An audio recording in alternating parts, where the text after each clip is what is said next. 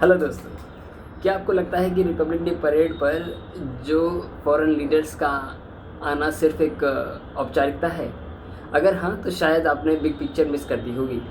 इस बार कर्तव्य पथ पर सिर्फ टैंक्स और टैबलोज नहीं थे, वहाँ बदलती हुई ग्लोबल पावर शिफ्ट्स की एक बड़ी स्क्रिप्ट लिखी गई है। जब यूरोपियन यूनियन की president Ursula von der Leyen ने कहा कि successful India makes the world stable, तो इसके मायने समझने ज़रूरी हैं। देखिए, यूरोप जो कभी दुनिया का इकोनॉमिक बॉस हुआ करता था, आज मुश्किल में है। यूक्रेन वॉर ने उनकी एनर्जी सप्लाई हिला दी है। चाइना के साथ उनका डी रिस्किंग चल रहा है और अमेरिका की प्रोटेक्शनिस्ट पॉलिसीज़ उन्हें कॉर्नर कर रही हैं। ऐसे में यूरोप को एक ऐसा पार्टनर चाहिए जो बड़ा हो, डेमोक्रेटिक हो और सबसे इम्पॉर्टेंट ट्रस्टवर्दी हो। आज एक न्यूज़पेपर में आर्टिकल पढ़ा और वो आर्टिकल साफ साफ कहता है कि भारत सिर्फ एक मार्केट नहीं बल्कि एक होप है।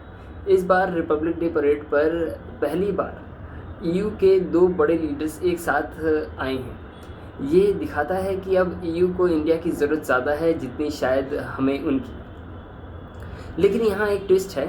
हम मदर ऑफ ऑल डील्स यानी India EU free trade agreement FTA के बिल्कुल करीब हैं। 18 साल से ये पेंडिंग था, पर क्या ये सब के लिए विन विन होगा? एनालिसिस ये है कि यूरोप हमें टेक्नोलॉजी और इनोवेशन का रास्ता देगा और बदले में भारत उन्हें स्टेबिलिटी देगा।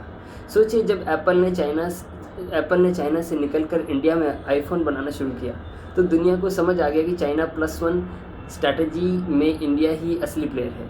पर चैलेंज भी है, यूरोप के अपने स्ट्रिक्ट एनवायरनमेंट रूल्स हैं और टैरिफ हमारे एक्सपोर्टर्स के लिए मुश्किल खड़ी कर सकते हैं। क्या हम सिर्फ उनका रॉ मटेरियल सप्लायर बनकर रह जाएंगे या फिर असली टेक पार्टनर बनेंगे? ये एक सवाल है जो आगे जाके इसका जवाब हमें मिल जाएगा। अब आप पूछेंगे, भाई इसमें मेरा क्या फ़ायदा? देखिए, सिंपल है, जॉब्स एंड मोबिलिटी। इस समिट में एक मोबिलिटी एंड माइग्रेशन पार्टनरशिप की बात हो रही है। मतलब इंडियन स्टूडेंट और स्किल्ड प्रोफेशनल्स के लिए यूरोप के दरवाजे और आसानी से खुल सकते हैं। अमेरिका के H1 वीज़ा के चक्कर में जो अनसर्टिनिटी रहती है, उसका ऑल्टरनेटिव अब यूरोप में बन रहा है।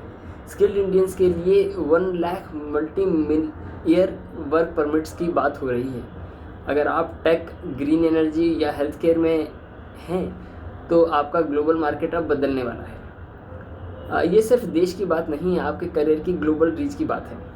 अब इस सब मामले में कंक्लूशन क्या निकलता है? देखिए, कंक्लूशन सीधा है। दुनिया अब बाइपोलर यानी कि US और वर्सेस चाइना नहीं रही, बल्कि अब वो मल्टीपोलर हो रही है और भारत उसका एक मजबूत पोल है।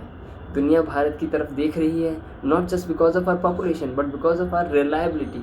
हम टैरिफ की धमकी नहीं देते, हम सोल्यूशन देते हैं।